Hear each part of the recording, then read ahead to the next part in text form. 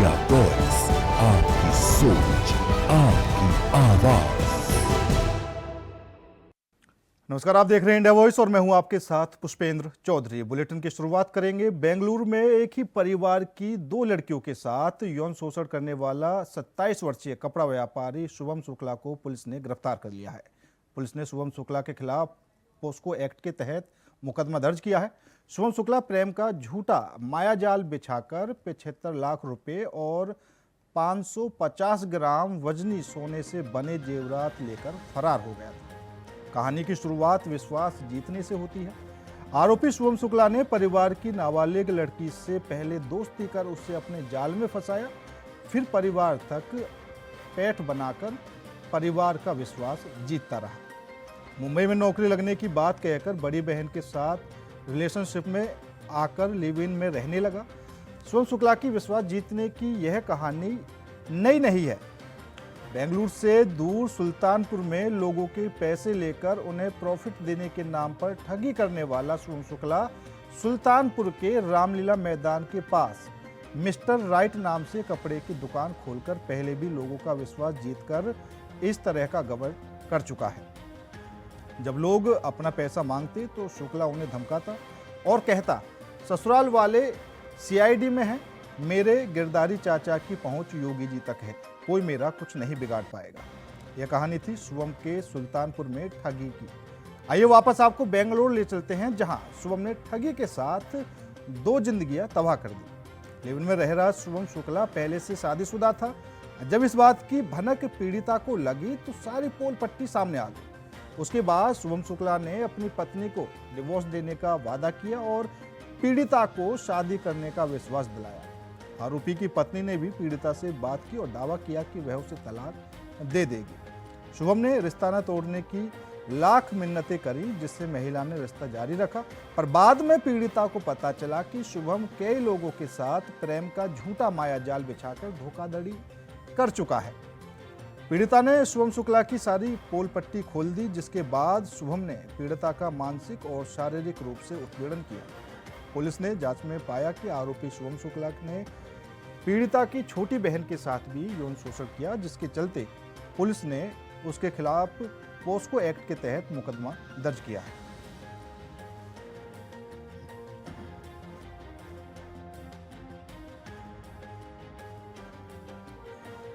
और इसी खबर पर ज्यादा जानकारी के लिए हमारे संवाददाता अनुराग तिवारी हमारे साथ जुड़ चुके हैं। अनुराग, क्या कुछ ये पूरा मामला है और क्या कुछ जानकारी इसमें फिलहाल और आने से लगी हुई है? सुल्तानपुर से लेकर बेंगलोर तक इतना शातिर इंसान जो ठगी करता रहा और अब पोस्को एक्ट के तहत मुकदमा भी दर्ज किया गया है।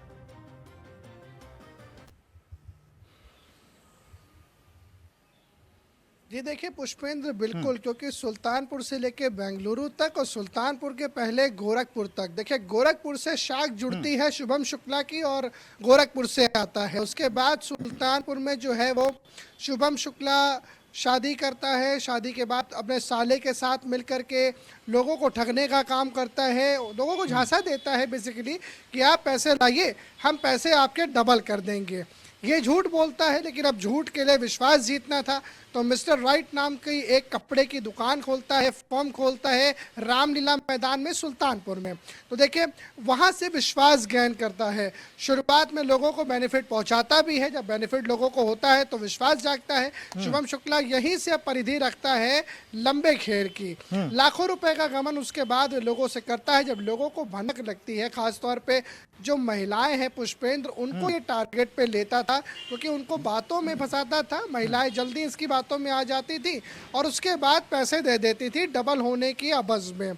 जब लोगों को यह भनक लगी कि हम ठग गए हैं, शुभम शुक्ला ने एक बड़ी ठगी कर दी है, तो उनसे पैसे वापस मांगे गए। जब पैसे मांगे गए तो उसने कहा कि देखो ऐसा है कि हमारे ससुराल वाले सीआईडी में एक बड़ा रसूख है, मुख्यमंत्री योगी आदित्यनाथ तक पहुंच है, चाचा का अपने उसमें उसने नाम भी लिया और वहां से उसने लोगों पे एक धौंस जमाई कि पैसे वापस ना देने पड़े। इसमें एक और कड़ी है, जब पुष्पेंद्र, इसमें एक और कड़ी ये है कि जब इससे पैसे वापस मांगे जा रहे थे, तब इसने अपनी मां के नाम के फर्जी सिग्नेचर जो है वो करके चेक से दे भी दिए थे। बाद में जब पुष्टि हुई कि ये चेक जो है फर्जी है, तब एक और फर्जीवाड़ा खुला कि पेमेंट का झूठा वादा भी इसने किया। पहले तो पेमेंट नहीं दे रहा था, बाद में देने का वादा किया, तो जो चेक दिया उस पर सिग्नेचर तक फर्जी है। ये वही शुभम शुक्ला है जो ठगी इतनी बड़ी करता है, सुल्तानपुर के अंदर एग्जीक्यूट करता है, और उसके बाद यही शुभम शुक्ला पहुंच जाता है बेंगलुरु। बेंगलुरु पहुंच करके परिवार की नाबालिग छोटी लड़की को अपनी बातों में लेता है, वहां से परिवार में पैठ बनाता है, और पैठ बनाने के बाद जो परिवार में बड़ी बहन होती है उससे साथ रिलेशनशिप में आने को कहता है, शादी करने का जो झूठा झांसा है वो देता है, और वो बताता है कि देखिए मुंबई में मेरी नौकरी लग गई है। मुंबई में नौकरी लगने की बात से जो पेरेंट्स हैं वो भी कहीं ना कहीं कन्विंस हो जाते हैं, और उसके बाद लड़की रिलेशनशिप में रहने लगती है, शादी की आगे बात जो है वो होने लगती है, ख्यालाती दुनिया शुरुआत होती है। लेकिन इसी बीच शुभम शुक्ला की जो उल्टी गिनती है पुष्पेंद्र वो शुरू हो जाती है। लड़की को पता चल जाता है, सारी पोल पट्टी शुभम शुक्ला की खुल जाती है, और बात पता चलती है कि शुभम शुक्ला पहले से ही शादीशुदा था। जब ये बात खुलती है तो जिससे उसकी शादी हुई थी वो लड़की से भी बात करती है, शुभम की पत्नी से बात करती है। उसके बाद में शुभम की पत्नी कहती है कि मैं डिवोर्स दे दूंगी, आप रहिए।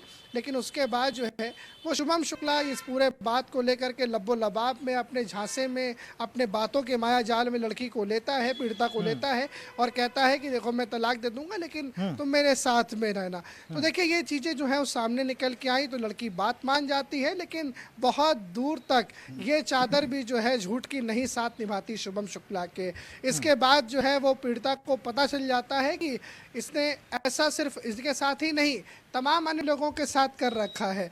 तो ऐसे में जो पीड़िता है वो सबके सामने आकर के पोल पट्टी पूरी खोल देती है, और शुभम शुक्ला जो कि सुल्तानपुर में एक मास्टर ठग के रूप में निकला, गोरखपुर में मास्टर ठग के नाम से लोग जो है उनका नाम लेते हैं, वहीं दूसरी ओर अब बेंगलोर में भी जब पोल पट्टी खुल गई तो देखिए पूरा मामला सामने आ गया, और ठगी की जो पूरी एक रील है वो सामने आ गई है। उसके बाद जो मानसिक प्रताड़ना है वो देने का दौर शुरू होता है। शारीरिक प्रताड़ना की भी बात कही जाती है कि शारीरिक प्रताड़ना भी देता था।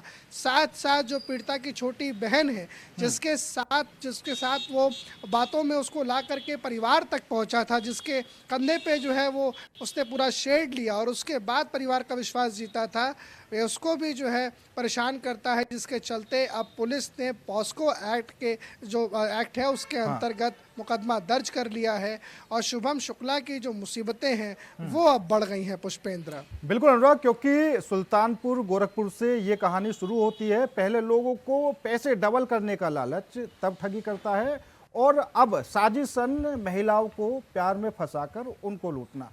पूछताछ में क्या कुछ कबूला है?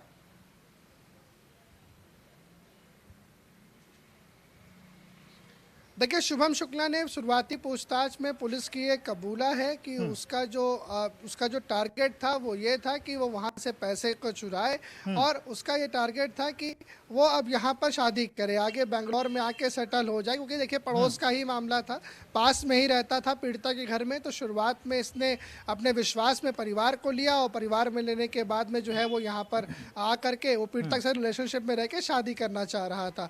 लेकिन दूसरे फैक्टर ये नजर आए कि जब तमाम अन्य जगहों से ये खबरें उसकी आई, जब पूछताछ हुई तो पता चला कि सिर्फ यही एक माया जाल नहीं है, उसकी बातों का माया जाल दूर तक है। तमाम और लड़कियों की जिंदगी इसने खराब करी, ऐसी बातें भी निकल करके आई कि तमाम और लोगों के साथ भी रिलेशनशिप में एक ही वक्त में था। देखिए शादीशुदा था, उसके बाद एक के बाद एक लड़कियों के साथ रिलेशनशिप में था। इस बीच जो है वो इसने 75 लाख रुपए के जो है वो पैसे गायब करे, और साथ साथ 550 ग्राम वो सोने के जेवरात थे जो लेकर के ये फरार हो गया था इस पूरी पोल पट्टी खुल जाने के बाद। बहरहाल अभी रिकवरी में पुलिस लगी है, इसके पास से कितना सामान मिलता है उसको लेकर के आगे जानकारी आएगी। लेकिन शुरुआती जांच में ये कबूल किया है कि जो असॉल्ट्स हैं वो किए गए हैं, फिर वो चाहे मेंटल स्तर पे हो या फिर फिजिकल स्तर पे हो, सभी जगहों पे जो निशान है वो भी देखे गए हैं, और तमाम जो बातें अन्य भी हैं वो भी कबूलनामे के अंदर निकल के आई हैं। और कहीं ना कहीं वो शुभम शुक्ला जो गोरखपुर से निकलता है, सुल्तानपुर पहुंचता है, अब बेंगलोर पहुंचता है, और अपने आप को मास्टरमाइंड समझता है, शातिर समझता है, वो भी जो खाकी है उसकी जद में आ जाता है और अब सलाखों के पीछे है पुष्पेंद्र। बिल्कुल अनुराग, यहाँ पर अब शुभम शुक्ला की मुश्किलें बढ़ती हुई नजर आ रही हैं। फिलहाल आपका बहुत बहुत धन्यवाद ज़्यादा जानकारी देने के लिए। लेकिन यहाँ पर जो पूरा मामला आया है उसको देखते हुए शुभम शुक्ला की मुश्किलें बढ़ती हुई नजर आ रही हैं। फिलहाल रुकेंगे छोटे से ब्रेक के लिए। ब्रेक के बाद खबरों का सिलसिला लगातार जारी है। ब्रेक के बाद एक बार फिर आप सभी का स्वागत है। रुक करेंगे अगली खबर का। दिल्ली के शिक्षा मंत्री आशीष सूद ने आम आदमी पार्टी पर झूठ फैलाने का आरोप लगाया है। उन्होंने कहा कि आपने ट्वीट पर यह भ्रम फैलाया कि दिल्ली के शिक्षक अब आवारा कुत्तों की गिनती करेंगे, जबकि ऐसा कोई आदेश जारी नहीं हुआ है। मंत्री ने आम आदमी पार्टी को चुनौती दी है कि यदि ऐसा कोई परिपत्र है तो उसे जनता के सामने लाया जाए। उन्होंने कहा कि केवल झूठ बोलकर भाग जाना आम आदमी पार्टी की राजनीति बन चुकी है और जनता ने उनकी शिक्षा व्यवस्था को नकार दिया है। हमने देखा कल पूरा दिन अपनी हार को आज तक 10 महीने बाद भी न पचाने के कारण अपनी पूरी राजनीतिक जमीन खो चुकने के बाद स्वघोषित बेरोजगार नेता और आम आदमी पार्टी के तथाकथित राष्ट्रीय नेता भी दिल्ली में दुष्प्रचार करते हुए दिल्ली के सामाजिक ताने बाने को खराब करने, दिल्ली में गलत वातावरण बने, इसके लिए दिन भर ट्वीट करते रहे। दिन भर एक ट्वीट चलाया गया, सोशल मीडिया पे एक कैंपेन चलाया गया कि दिल्ली के शिक्षक करेंगे कुत्तों की गिनती, आवारा कुत्तों की गिनती। इस प्रकार का झूठ आम आदमी पार्टी लगातार, इसमें आम आदमी पार्टी के दिल्ली के नेता, दिल्ली से राज्यसभा के सदस्य संजय सिंह सरीखे लोग भी इस झूठ को फैलाने में लगातार लगे रहे। इन लोगों की पूरी राजनीति इसी पर टिकी हुई है। 10 महीने में आम आदमी पार्टी कोई 500,000 लोगों को लेकर जमीन पर प्रदर्शन तो कर नहीं पाई, इसलिए सोशल मीडिया पर अट्रैक्शन और ट्रैक्शन लेने के लिए रोज किसी ना किसी प्रकार का झूठ बोलते हैं। कल झूठ बोला गया कि कुत्तों की गिनती के लिए टीचर्स को लगाया गया है। मैं चुनौती देता हूं आम आदमी पार्टी को, ऐसा कोई सर्कुलर हो तो तुरंत आम आदमी पार्टी उसको पब्लिक के सामने लाए। केवल झूठ बोलना और भाग जाना ये उनकी राजनीतिक जमीन वापस नहीं लाएगा। और पिछले कई दिन से आम आदमी पार्टी लगातार इसी प्रकार झूठ बोल रही है। कल शाम को भी उन्होंने इसी प्रकार से झूठ बोलकर जो तहसीलदार और एक सब रजिस्ट्रार की सस्पेंशन हुई है उस पर इसी प्रकार से झूठ बोलकर प्रशासनिक अराजकता पैदा करने की कोशिश की। आखिर आम आदमी पार्टी को भ्रष्टाचारियों से इतना प्रेम क्यों है? आम आदमी पार्टी के राज में सरेआम इन कार्यालयों में भ्रष्टाचार होता था और आज जब मुख्यमंत्री रेखा गुप्ता की सरकार इनके खिलाफ एक्शन ले रही है तो आम आदमी पार्टी इन भ्रष्टाचारियों के खिलाफ इनके साथ क्यों खड़ी हो रही है? क्यों खड़ी हो रही है आम आदमी पार्टी इनके साथ? इसी प्रकार परसों 25 तारीख के आसपास आम आदमी पार्टी ने ट्वीट किया कि दिल्ली की सरकार ने स्कूलों को आदेश दिया है कि सांता क्लॉज बनके कोई बच्चा आएगा तो उस पर एक्शन होगा। कहां है वो आदेश? कहां है वो आदेश? क्यों नहीं दिखा रहे वो आदेश? केवल झूठ बोलना लगातार। कल भ्रष्टाचारियों के खिलाफ एक्शन को लेकर झूठ बोला, पर 25 तारीख को झूठ बोला कि कोई बच्चा अगर सांता क्लॉज बन के आएगा उसके खिलाफ एक्शन होगा। जब डीएसएसबी में हमने डीएसएसबी के बच्चों की आयु बढ़ाने के लिए बात की तो भी तथाकथित रूप से स्वघोषित बेरोजगार नेताओं ने उस पर भी झूठ बोला कि वो केंद्र सरकार का काम है। कुछ प्रशासनिक काम किए होते तो उन्हें पता होता 21-22 में कितनी परीक्षाएं उन्होंने कराई, कितने रिजल्ट डिक्लेयर किए और कितने लोगों को पास किया। केवल 2022 में 16,000 बच्चे पास हुए डीएसएसबी में। दिल्ली सरकार का मैंडेट है। डीएसएसबी का चेयरमैन एनसीसीएस से लगता है और उसका काम है नॉन गजेटेड पोस्ट पर वैकेंसी भरना। मगर आम आदमी पार्टी को तो प्रशासन करना नहीं, झूठ फैलाना, अपने कार्यकाल में कोई काम किया नहीं और अब गाल बजाते रहेंगे हमारे शिक्षा की व्यवस्था, हमारी शिक्षा की व्यवस्था। उनकी शिक्षा की व्यवस्था को दिल्ली की जनता ने नकार दिया। शिक्षा मंत्री और मुख्यमंत्री और भारत रत्न के हकदार स्वास्थ्य मंत्री तीनों चुनाव बुरी तरह हारे हैं। दिल्ली की जनता ने नकार दिया है। भारत रत्न की बात तो छोड़िए, भारत रत्न के नॉमिनी को भी नकार दिया है। भारत रत्न तो मिलना या ना मिलना दूर की बात थी। एक फिल्म आई थी क्योंकि मैं झूठ नहीं बोलता, और उसमें गोविंदा मुंह खोलता था और सिर्फ झूठ निकलता था। तो आज आम आदमी पार्टी के नेताओं की यही हालत हो चुकी है। 10 साल झूठ बोल के कुर्सी पे थे, झूठ के कारण ही जनता ने उन्हें हराया और आज उन्हें लगता है कि विपक्ष में भी झूठ ही बोलेंगे। मैं तो सिर्फ ये सलाह दूंगा, जिस पाप के कारण हारे हो वही पाप बार बार करोगे तो फिर कभी वापस आओगे ही नहीं। पंजाब का कुछ निर्णय आपको करने चाहिए थे जो आप नहीं कर पाए हैं, उन पे अगर आप ध्यान दें तो आपके लिए बेहतर है। मैं आज यहाँ पर 2 चीज़ें आपको बताने के लिए आया हूँ। पहली चीज़, दिल्ली की माननीय मुख्यमंत्री महोदया ने कल शाम को एक त्वरित एक्शन लिया। एक रजिस्ट्रार और तहसीलदार जिनके खिलाफ करप्शन की शिकायतें आई थी उनको तत्काल सस्पेंड करने का निर्णय लिया गया है और दिल्ली की मंत्रिपरिषद की तरफ से, दिल्ली सरकार की तरफ से मैं ये कहना चाहता हूं कि कोई भी अधिकारी गण इस गलतफहमी में ना रहे कि अभी आम आदमी पार्टी की सरकार है और करप्शन और कमीशन खोरी और चोरी चलेगी, लूट चलेगी। सरकार बदल चुकी है, चोरों को दिल्ली की जनता ने हरा दिया है और अगर कोई भी अधिकारी जनता के किसी भी काम के लिए किसी प्रकार की रिश्वत लेने की कोशिश करेगा, भ्रष्टाचार करने की कोशिश करेगा, तो इन 2 अधिकारियों के साथ जो हुआ है वो बाकियों के साथ भी वही कार्रवाई की जाएगी। किसी भी प्रकार का जनता के साथ किसी भी प्रकार का दबाव या किसी भी प्रकार का लेन देन की बात करने वाले अधिकारी ये समझ लें कि केजरीवाल की सरकार जा चुकी है। केजरीवाल की चोरी और करप्शन की नीतियां अब नहीं चलेंगी।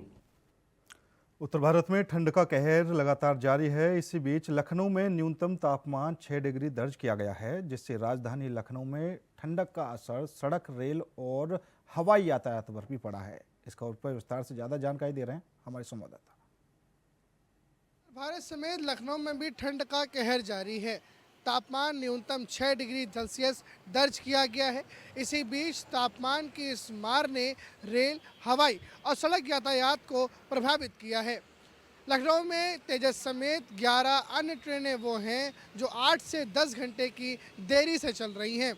तो इसी बीच कई सारी फ्लाइट्स को भी डाइवर्जन का सामना करना पड़ा है। सड़क यातायात प्रभावित है, कोहरे की मोटी चादर है, आगे कुछ भी देखना मुश्किल है और इस बीच राहगीर परेशान हो रहे हैं।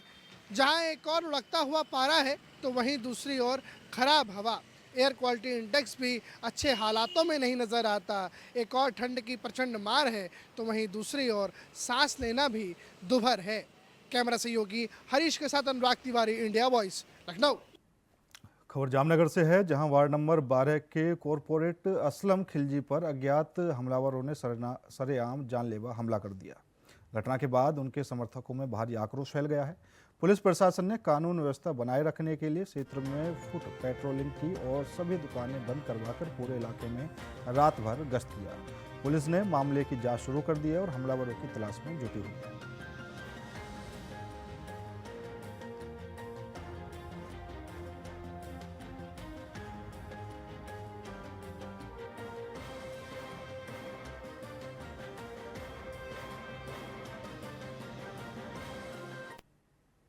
उत्तर प्रदेश की योगी सरकार ने शहर और ग्रामीण क्षेत्रों में आम जनता की सुविधा को ध्यान में रखते हुए खाद्य और रसद विभाग के माध्यम से प्रदेश भर में अन्नपूर्णा भवनों का निर्माण करा रही है। इसी कड़ी में गाजियाबाद जिले में भी बड़े स्तर पर योजना को अमल में लाया जा रहा है। जन कल्याणकारी योजना के तहत खाद्य और रसद विभाग अन्नपूर्णा भवनों का निर्माण कर रहे हैं।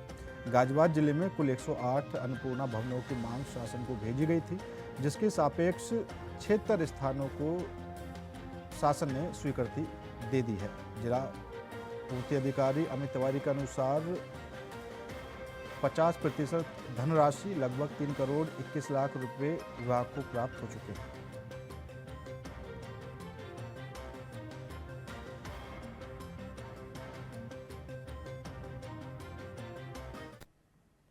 फिलहाल मेरे साथ इस बुलेटिन में इतना ही। बाकी देश और दुनिया की तमाम खबरों के लिए देखते रहिए इंडिया वॉइस।